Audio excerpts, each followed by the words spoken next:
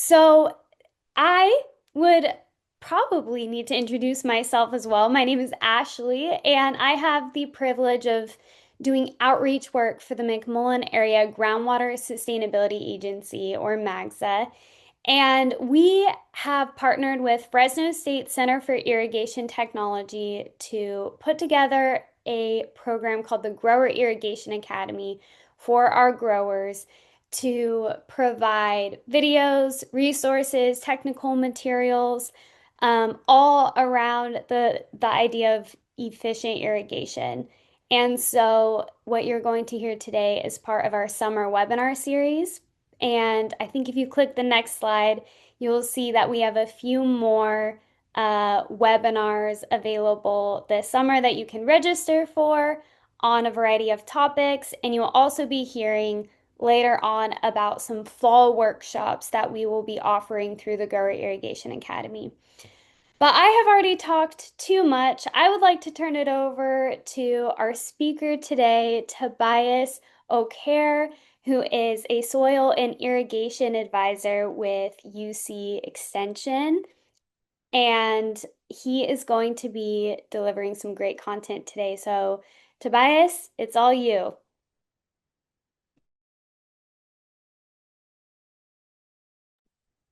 Oh, Tobias, you're muted.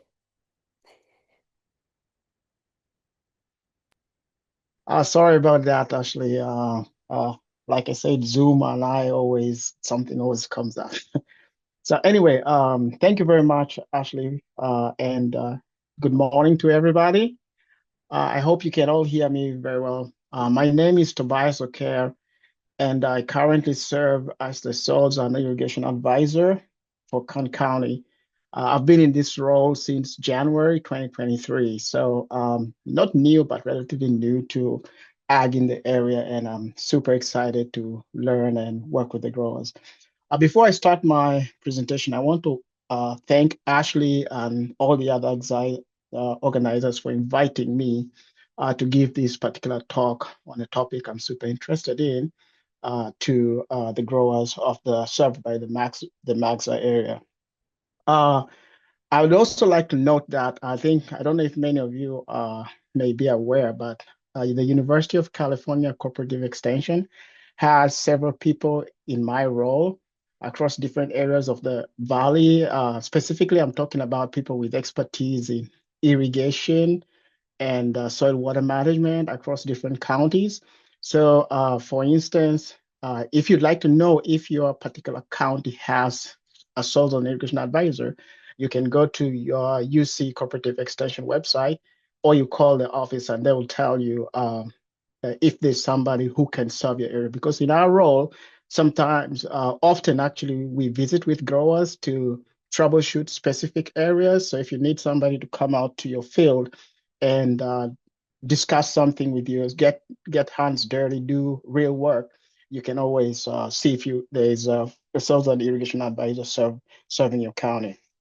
So as Ashley already mentioned, the topic of my talk today is soil moisture sensors. And before I start, I usually ask this question because I'm interested in knowing. I'd like to run a quick poll. I to ask a couple of questions. Basically, I want to know how many attendees here currently use soil moisture sensors? How many have used soil moisture sensors in the past but no longer do? I have come across a couple of growers who have told me, yeah, we used to use soil moisture sensors, but I no longer do. And I would also like to know, thirdly, if there are any specific reasons or challenges you have with particular type of sensors. And hopefully I can provide the answer during this talk, or if it requires a little bit of more digging, I can delve into. I'm really super interested in knowing as we move into the era where everybody's talking about precision agriculture, precision irrigation, soil moisture sensors are a big component on that. And I want to know, as an extensionist, I'm more interested in problems than issues for which there is solutions that we can work together with the growers and find finances. Let me get to the main topic of today's talk. Okay, soil moisture sensors. Believe it or not, okay. typically, what's a soil moisture sensor? As the name suggests, it's rather intuitive. This is basically a device which you can use to measure, although technocrats like to say estimate the amount of moisture in soil at a particular depth. Um, and believe it or not, the idea of soil moisture sensors has been around for a really, really long time, almost 100 years. What you see here basically is a typical installation of a soil moisture sensor. In this case, it is a soil moisture sensor with a data transmission device. Basically, we have a cellular modem in that box there, and it is powered by a solar system. And this is one of the configurations you can get whereby you get real-time soil moisture data, which is sent to a cloud, and you can access it through a computer or your cell phone. These are usually higher ends and will cost more money, but they're simpler version of this kind of installation. I installed this in an apple orchard in northern Georgia about 4 years ago, basically, for a grower in northern Georgia. So, oops, let me get it. So like I mentioned, soil moisture sensors have been around for a really, really long time. The very first scientists to conceptualize the idea of a soil moisture sensor dates back to about 100 years ago. I mean, I was really, really super, I mean, kind of blew my mind when I found out that it's been that, it goes that far back. And the interesting thing is, the first researchers were toying with the idea of tensiometers, and many of you have heard of tensiometers today. In fact, a large chunk of the soil moisture sensing technologies which exists today is based on this same idea, which goes back to about 100 years ago. So it was a brilliant idea, and with current technology, scientists are trying to perfect this technology. So the concept for the first tensiometers, if you can see that picture to the right, basically the whole idea was that the scientists came up with, if there was a porous medium filled with a vacuum on one side, such that moisture in soil can flow to and fro from the medium, then you can measure the pressure behind in the vacuum, and that would give you a reasonable understanding of how much, and you calibrate that, you can get a pretty good understanding or even quantification of how much how much water is there in the soil. So what you see there are basically original concepts by a well-known soil physicist called Richards. And but apparently all these guys also borrowed an idea from a guy who first came up with an idea going back maybe to around 1918 or even earlier. So that's a little bit of history about soil moisture sensors. So before I go into soil moisture sensors in details, the technologies which exist today, I'd like to refer to what I would call the old school method before soil moisture sensors became a thing like we know it.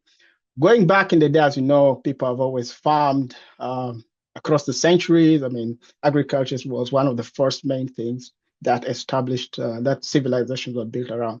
So people have always farmed, and somehow they kept their crops healthy and produced food to sustain populations. So they kind of knew, if they knew how to farm, then they kind of knew how to know if a plant needed water or not. And as we know today, when I go out to my yard, when I see, believe it or not, you can see a plant which is stressed, and then you can, okay, maybe this plant knows water. But scientifically, when you start seeing this stress, it's usually too late for you to apply water. So experienced growers over the years have developed the skill to basically extract soil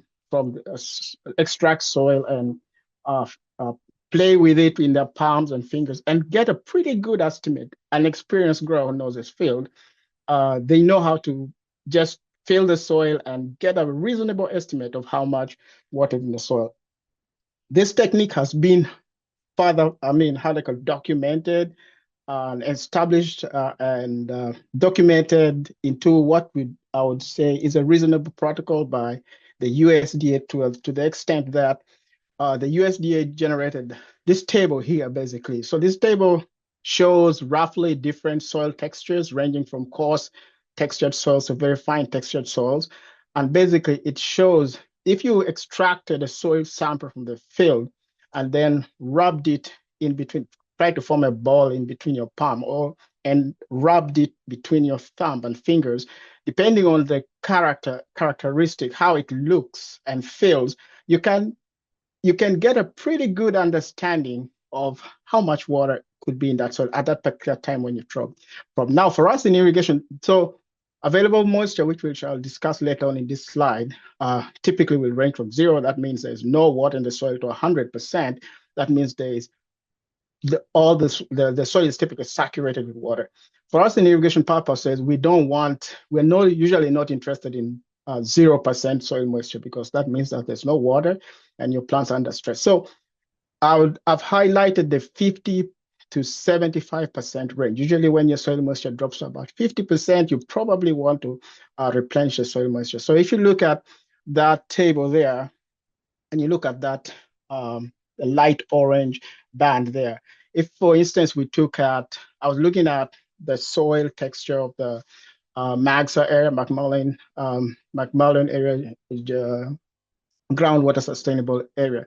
They kind of have like sandy loam. So if you look at like, for instance, let's look for sandy loam, cost structure sandy loam, and you're looking at 50 to 75%. That means that the text in that table says at between 50 to 75%, if you pick the soil sample and rub it in between your fingers, it should form a ball defined with defined finger marks, very light soil, water staining on the fingers and dark inside. So if you do that, it means that if you look at the SMD basically stands for soil moisture deficit.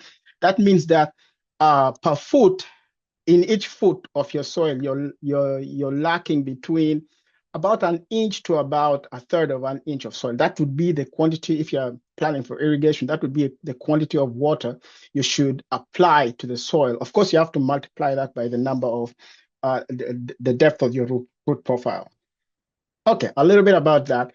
So let's go to soil moisture. If you're talking about soil moisture, there are certain basic definitions that you need to know. If you're dealing with soil moisture sensor, then you're speaking to maybe say a soil moisture vendor. There are certain terminologies that are going to be used, which I'm going to talk about later on in this slide. So what's soil moisture? According to the American Meteorological Society, soil moisture basically includes the water in liquid form and also the vapor form. Often we'll talk about water in liquid form, but the vapor form is apparently, if you're speaking in a very technical sense, the vapor form also counts, which is usually a small percentage. Then the other categorization is what they call surface soil moisture.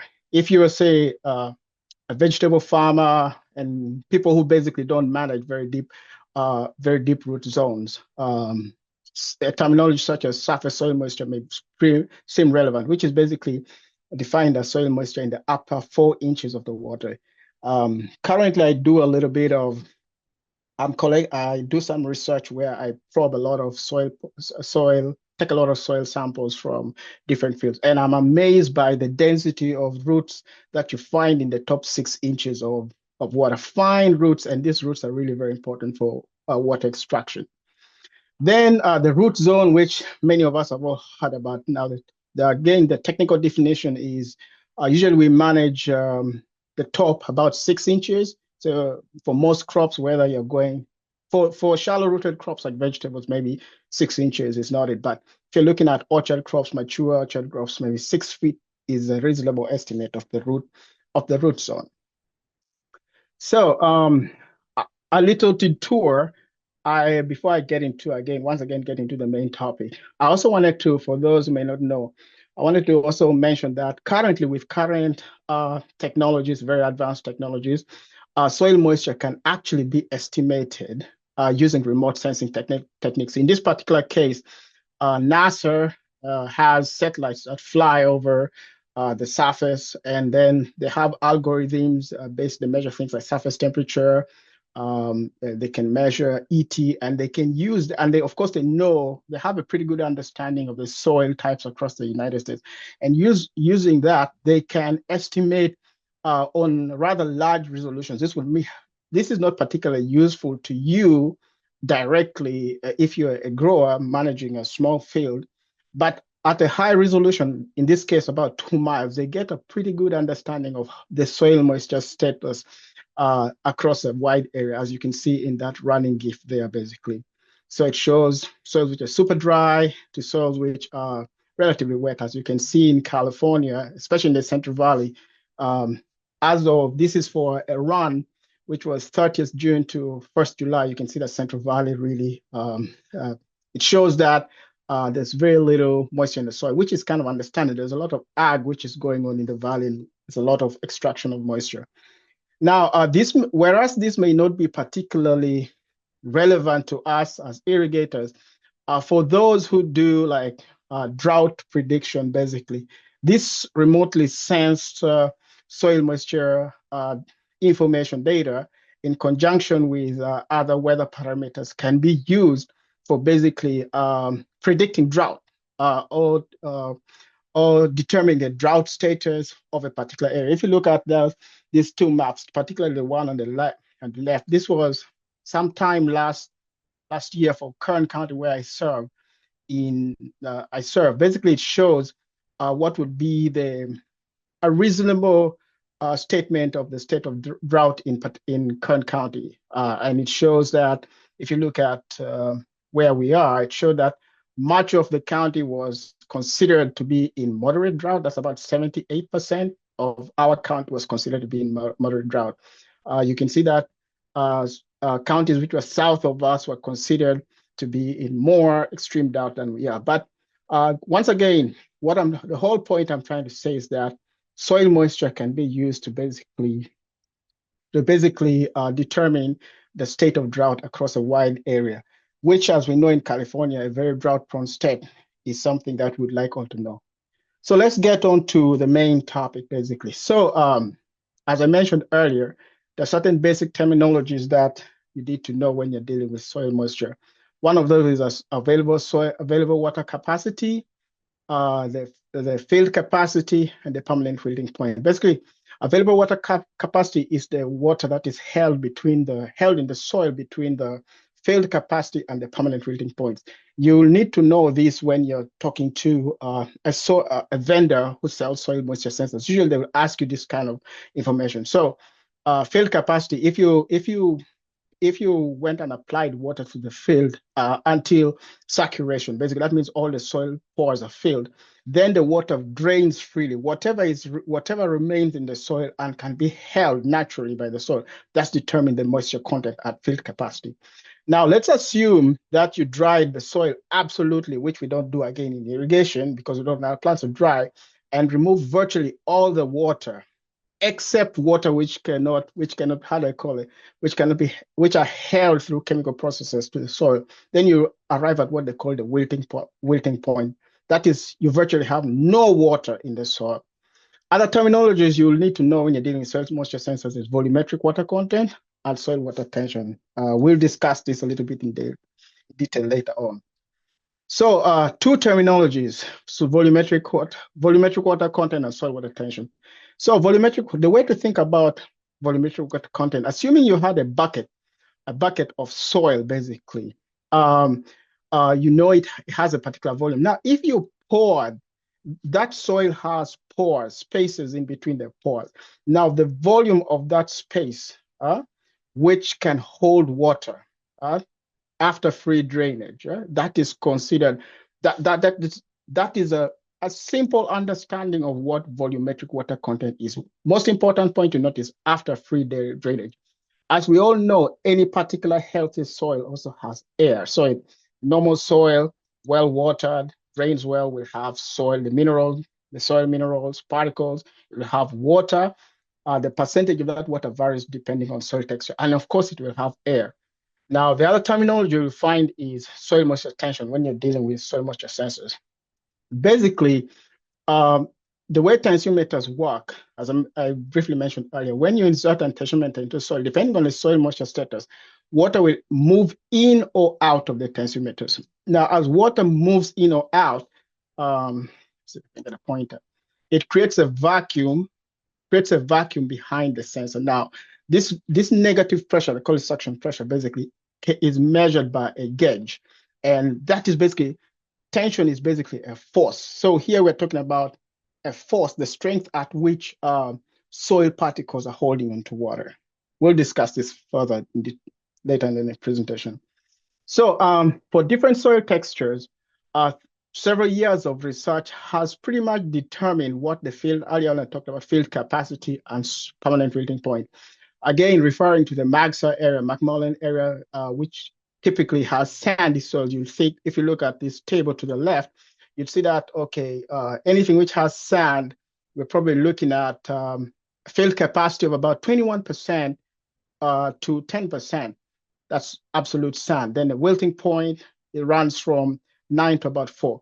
Now, what they call the total available water, that's basically the difference between the two. Let's say if you're an irrigation manager, that is the volume of water that you're managing in the field between those two extremes.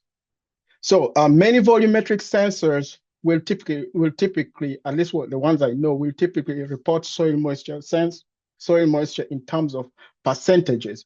But in irrigation management, when people go to manage their spreadsheets, usually we talk in terms of inches per foot or inches per inch in irrigation practice.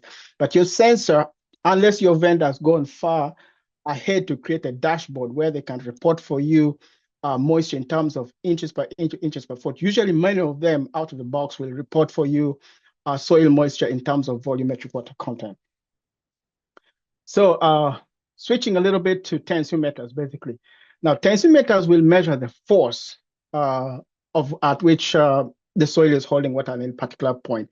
So as you know, force, as opposed to somebody talking about volume of water, as talk to force, you can't really have a very rather quick, intuitive understanding of what a particular force means in terms of the volume of water held. But again, through several years of research for different types of soils, researchers have also tried to pretty much gauge for tensiometers, if a tensiometer is reading, usually for the two extremes, the permanent wilting capacity and the field capacity. They've pretty much, if you look at this table here, field capacity, that's usually about 20 kilopascals or 20 centibars, and permanent wilting point, which is about 15 bars or 1500 kPas. Usually, they pretty much say, let's say if you're looking at a sandy loam, basically, at field capacity, you'd have about 2.5 inches of water.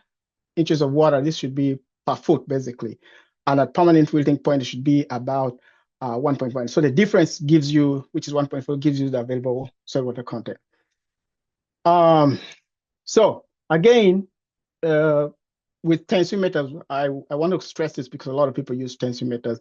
With tensiometers, you're not going to get a direct measurement of the soil moisture that you have in the soil, but you have to interpret that. If we look at the case of a sandy loam, as shown in this particular graph, and we're looking at maybe about 50% depletion, which would be the area. The sandy loam would be this graph here, this particular graph. You can see the key. And about the permanent wilting point is somewhere here.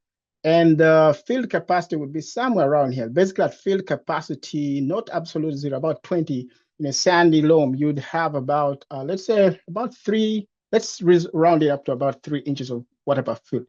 Now, at 50% depletion, which is around here between the two extremes, you find that which would be maybe about 50 or 40 kilopascals, your soil would be having about, let's say, 2.1 inches of water. For tensiometers, the point I'm trying to score is that for tensiometers, unlike volumetric water sensors, you kind of have to have this.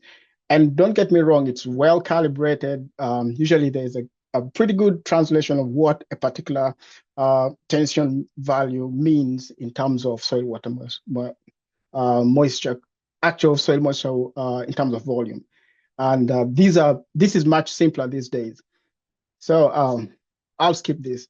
So basically, available water capacity, which you talked about recently. Again, research, there are tables. These days, it's very easy to get a table which shows if the available water capacity for for different types of soil. So if you know your soil pretty well, and we shall talk about what knowing your soil later on in the slide. If you know your soil pretty well, you can know basically how much water your soil can hold per foot. For instance, if you look at the sandy loam, for example, if we consider the sandy loam, let me say somebody has an orchard and they're managing a 5 foot range and want to say how much, if you had again the pumping capacity, which is a totally different topic, to fill this profile, what does it mean? How do you quickly determine how much water your soil can hold? Basically, if you have a table like this, I'm dealing with a sandy loam, it can hold 1.5, 1.45 inches of water per foot. Then you simply multiply that by the root zone you're managing, and then it gives you, in this case, it will come to,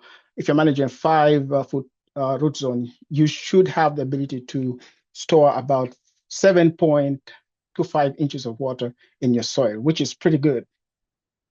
So this map basically, the whole point of showing this particular slide is these days, thanks to the internet and advancement in internet, there are a lot of online resources where you can get soil information quickly. In this particular case, this web application was developed by the California State University of Fresno, very close to you guys there. And basically this map here, if you zoom into your particular area, like in this particular example, you can see the soil, the predominant soil type you have. In our example here, you can see for a particular field here, we can tell that the soil is a fine sandy loam. And then in this particular case, you can even tell the crop, which is there or was there. So these days, back in the day, soil maps used to be huge files and you have to dig through it, spend quite some considerable time. But these days, with the web services, you can do it on your phone, tablet, or computer. It's very, very easy to get you the soil, information about the soil in your particular field. So this particular one was developed by CSU Fresno. There are also other resources, such as, I don't know how many of you have heard of the Web Soil Survey. This one has been along for quite a long time. This is the Web Soil Survey, which was developed by USDA NRCS. It's pretty much the same thing. Only thing, this one will take you through a whole, I'd like to call it a whole host of hurdles to navigate to your particular soil. But you pretty much get, in terms of soil information, what, for instance, your Maxar thing would tell you to. UC Davis also developed another web service that you can use. You can zoom in and tell the particular type of soil that you have, soil properties in your particular field. In our example here, like for instance, this is a web soil survey. This is a typical orchard, a typical soil map, which you can generate using the web soil survey. So again, these maps were based on soil surveys which were done. They basically digitized soil surveys which were done decades ago. Instead of you flip through a big file, now everything is digital. You just click to get the information you need, which really makes it faster. So like when this typical soil map through a web soil survey will look at this, it will tell you the different categorizations, basically the nomenclature of different USDA nomenclature of different soil types you have in a field. Then it will also give you important information. For example, in this case, it gives you estimates of available soil water content. And it's a caveat is, as far as I know, the web soil survey gives units in terms of, I think, metric units, but I don't know if there are English units, but that's an aside basically. But the whole idea is you can get a lot of soil information which is relevant to irrigation management through such services, such as the one developed by CSU Fresno, and the Web Soil Survey.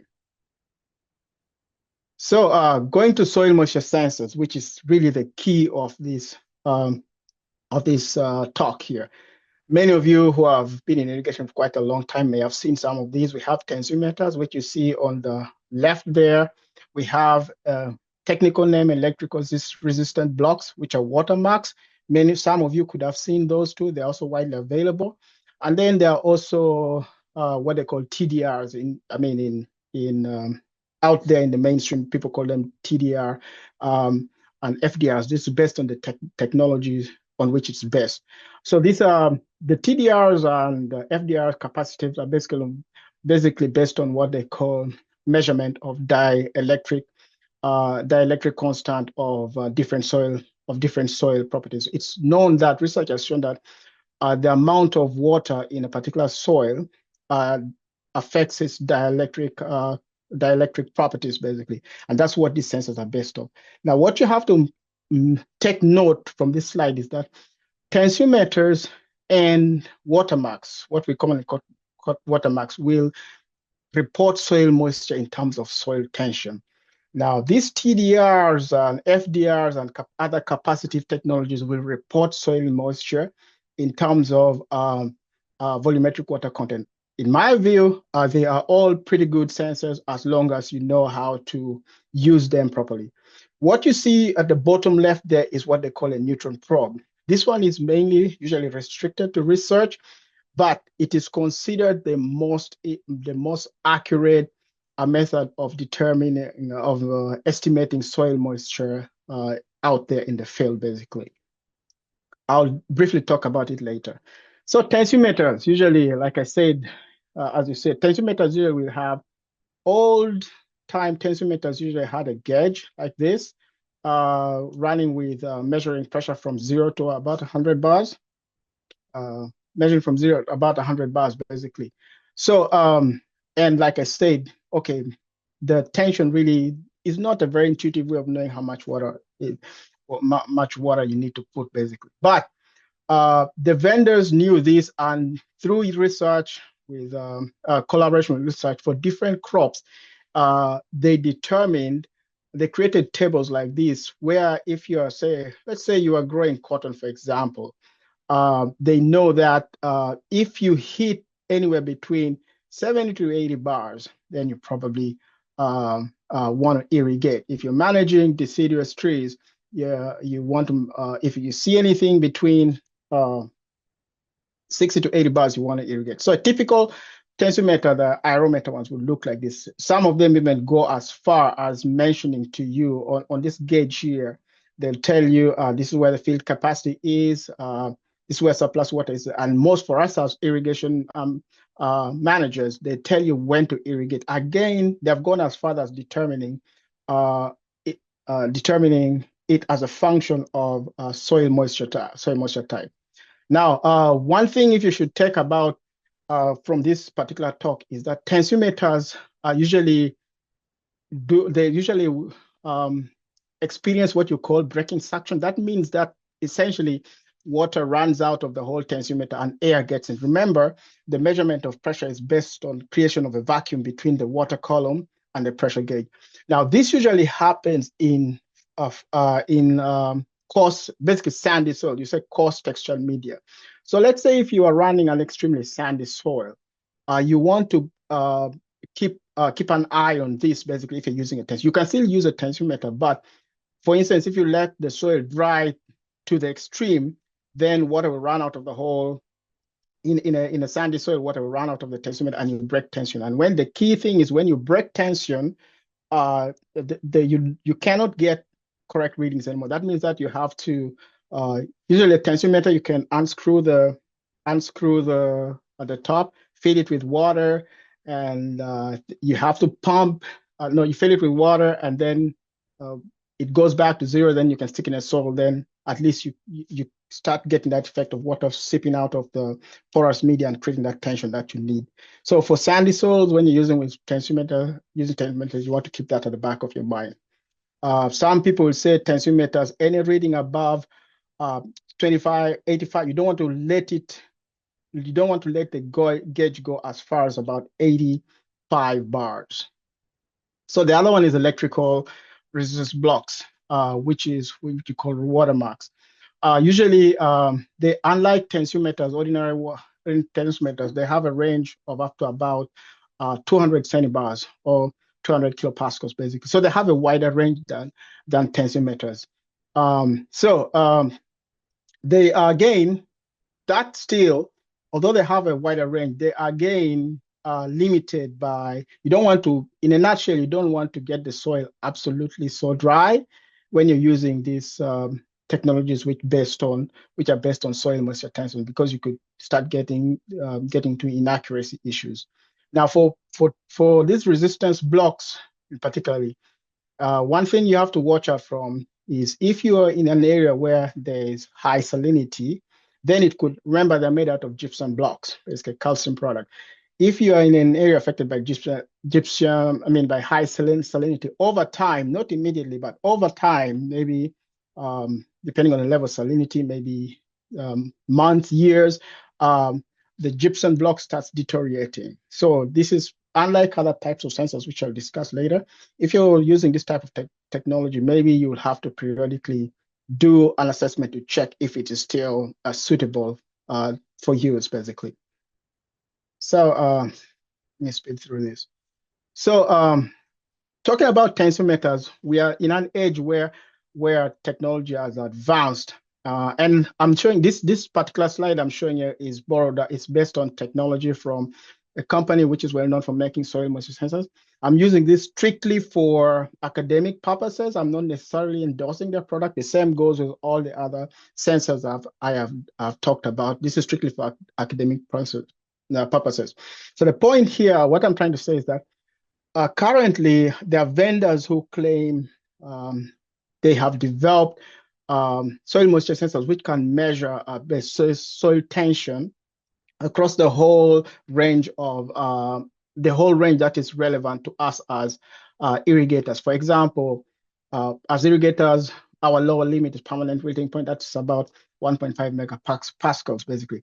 If you look at the ordinary tensiometer highlighted green, you can see that it stops somewhere short of 100 kilopascals, right? So that means that if you are playing with some kind of experiment where you really want to measure the lowest level of soil water content, maybe this ordinary tensiometer will not work for you. But they have one, for example, they call it Teros 21 Gen, which they advertise. As you can see, they say it can measure soil tension ranging all the way from very low values to way slightly beyond permanent wilting point.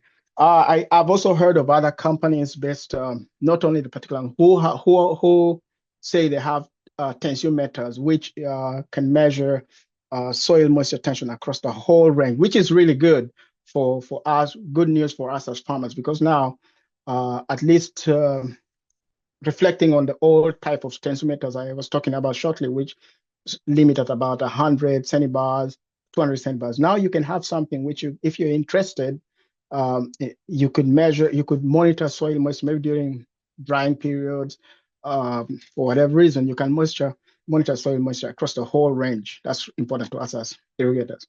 So I'll briefly talk about, my apologies, I'm running a little bit of time, so I'll speed through this. I'll talk about a neutron probe. Basically, a neutron probe is the most accurate method of measuring soil moisture. We use it a lot in research for irrigation studies to quantify exactly how much water plants are using at a particular time. So we use this.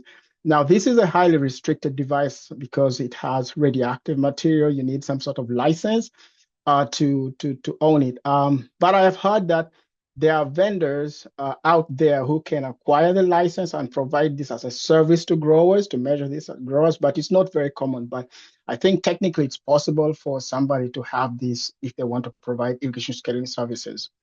Important thing is it needs to be calibrated for a particular soil. Let's say if you wanted to use this, somebody will have to come to your field and take some soil samples, measure, and then go out and oven dry the soil samples and see and calibrate this device for your field. Once it's well calibrated, it's very, very accurate, and it reports soil moisture in terms of volumetric water content. So these days when you go out there, I'll try to speed up. These days when you go out there to acquire a soil moisture sensor, let's say you acquired a volumetric water sensor and you went for the whole package, the data services where you can access your data through the cloud. One of the services, products you'll get is something, they will usually send you graphs basically, which shows you how soil moisture is changing within your profile at different lengths. In this particular case here, you look at the monitoring soil moisture at 8 inches at 20 inches. This is super helpful as an irrigation person because you can see response to irrigation, and then you can also see water depletion until your next irrigation cycle. Volumetric water content, usually, like I said, they will report for you soil moisture in terms of percentage, but um, your vendor could also use some programming to convert this in terms of inches per water. There are some people who can report for you this in terms of inches per foot. Uh, if you're using a soil moisture sensor based on measuring soil moisture tension, instead of volumetric water content, you'll get something like this, which shows soil tension. Again, it's hard to tell, but it's hard to tell the quantity of water. But these days, you'll find somebody who creates for you a dashboard and clearly marks for you what the field capacity is. That's when your soil is sufficiently wet. And then they will mark for you on your dashboard what they call your management allowable depletion rate. That means that you don't want the person who's going to tell you about speak to you about irrigation scheduling is going to tell you more about what management allowable depletion is. But what I'm trying to say is, if most vendors who offer data services will have this clearly marked out for you, and for you as an irrigator, simply to tell you that this is you want to keep your irrigation management in between these points. You don't want to go beyond this point below the MAD. That will cause stress for your plants, or you don't want to always be above your field capacity, because that means that you could be losing a lot of water through free drainage. So in a nutshell, a lot of vendors are basically, they're kind of trying to make it as easy as possible for the end user to be able to track their irrigation. Sorry, guys, I'm a little bit time. So I'll talk basically, I usually get the question, what's the best place to install your soil moisture sensor? So one is just think about how roots, basically the decision on how to install the sensor is based on basically natural behavior of roots. Usually, as shown in this table, most roots are near the surface. Research shows that about 70% are within the top half of the root zone. So that means that you want to monitor, if you know your root zone, you want to monitor soil moisture at least over 70% of your root zone. So the next question would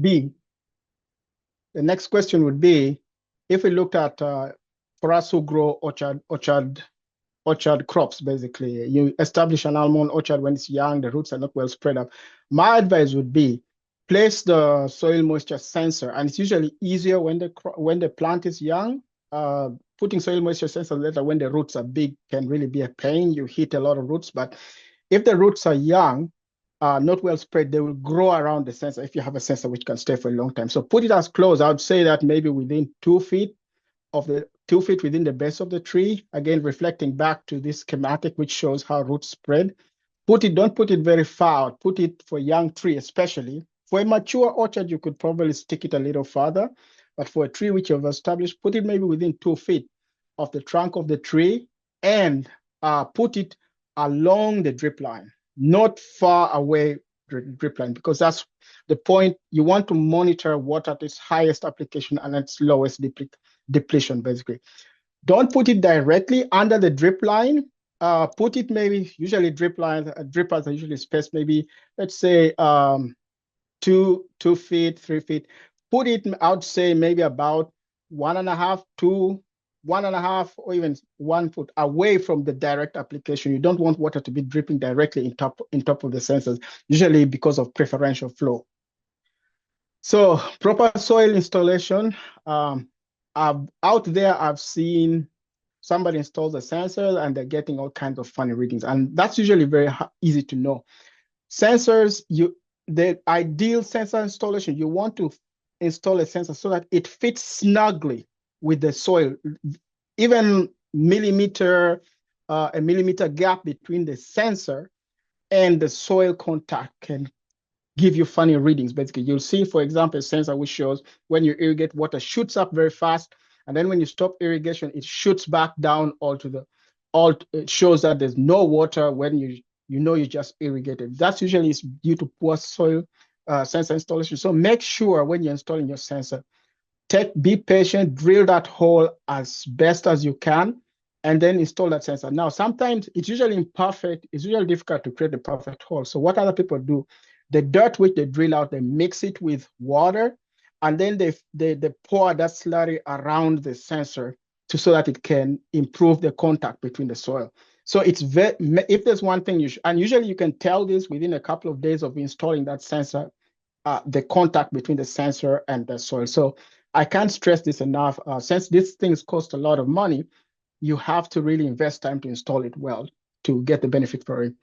I'll just skip through this. I just wanted to mention this because I know, for instance, like almond growers, they at some point during the production cycle, they practice regulated deficit irrigation. So um, a lot of research has been done to show how sensors can be used, soil moisture sensors can be used for, managing deficit irrigation. So if you that is something you do, having a well-installed sensor will really go a long way to helping you with this.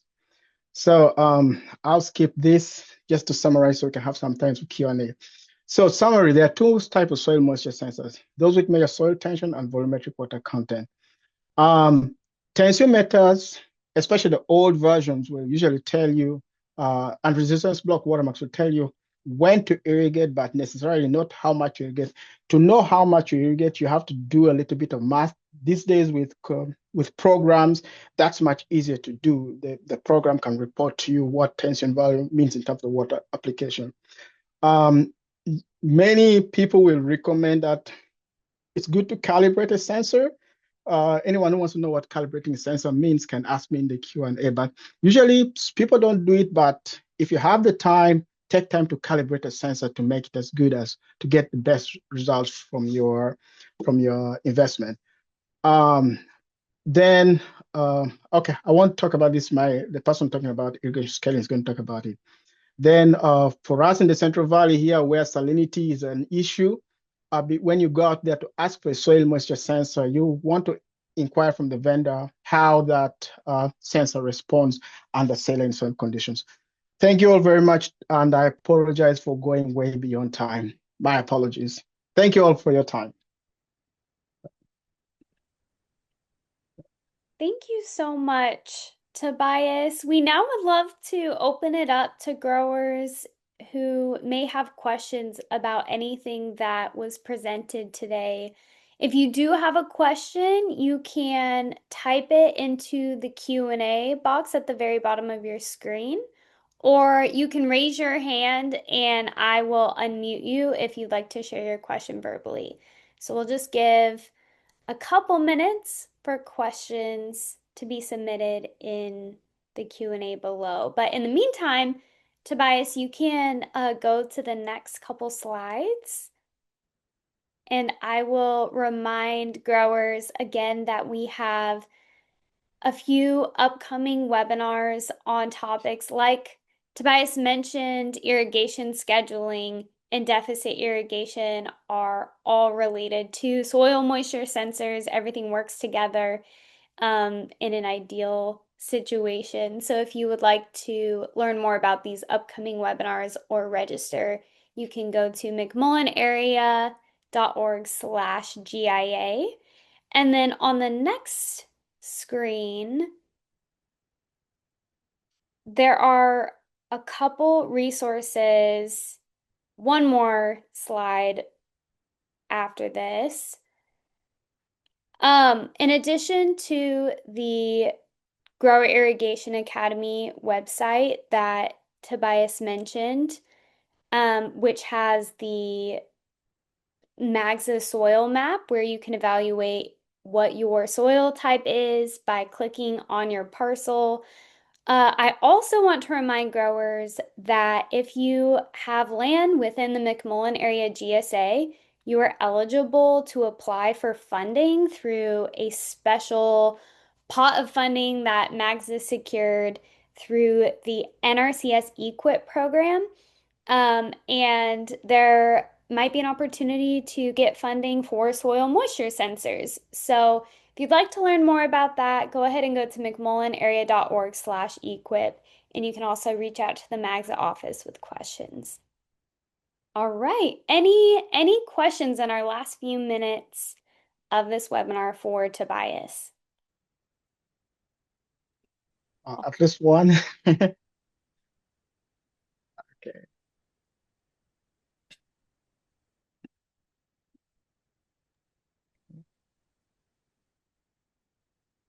I can feel the thoughts brewing. among our attendees.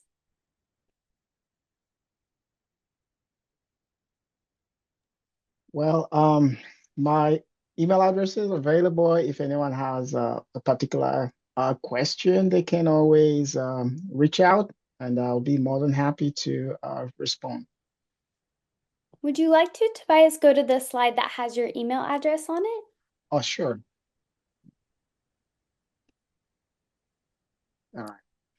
Okay. And the QR code to the bottom left, that's basically that show. If you scan it, it will take you to the irrigation page for the Kern County Cooperative Extension Office. We have a whole ton of information on, including soil moisture sensors, which I just discussed, and all other stuff about soil water management that has been done over several years here. Yep. All But you can reach out through email and you can call the office as Perfect. Thank you, Tobias. I do see we well. have a question, and it is, Okay. are there any laboratory tests that growers can request to help understand their soils better? Yes, that's a very good question. Thank you. Yeah, in the Central Valley here, where soil salinity is particularly an issue, and fertility, basically, depending on the nature of our soils in some areas, you can request as then the many labs will do this. I'm familiar with just a few, considering relatively new. I think there's one in the Fresno area, Della Valley Labs. They conduct a whole test of labs. But I would say that one thing you want to know straight off the bat, for instance, for managing stuff like in irrigation sense, managing stuff like leaching, you probably want to do a test which measures for the level of salinity in your water, I mean, in your soil, and you also want to do a test which measures the salinity in the water you're using, especially if you're not using surface water of the canals. Um, and such a test will basically measure how much ions of calcium, magnesium, sodium in your soil, basically chloride, stuff like that. That's for irrigation management. Uh, you can also go ahead if you're interested in fertilizer management and request a soil fertility test as well. And a whole host, once again, there's a whole host of laboratories which do this across the valley. Thank you. Yeah. Any other questions? We've got 3 minutes and nothing's off the table. Yeah.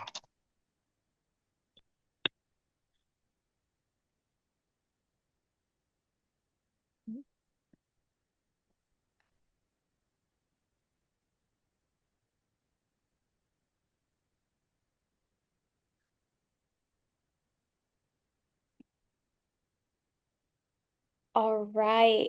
If there are no questions at this time, as Tobias said, he generously has shared his email address here where you can ask specific questions that may come to you after the webinar. And you can also reach out to the MAGSA office if you would like us to send you direct links to any of the resources that were mentioned today. And we hope to see you at our upcoming webinars on irrigation scheduling and the other topics that are coming this summer. Tobias, thank you so much for your time and for sharing your expertise with us today. Thank you very much. I was very happy to spend the afternoon, the morning and afternoon with you all. All right. Well, I guess we'll let you guys have 2 extra minutes to go eat lunch, and Okay. we will share this resource with everybody via email. Have a great day, guys.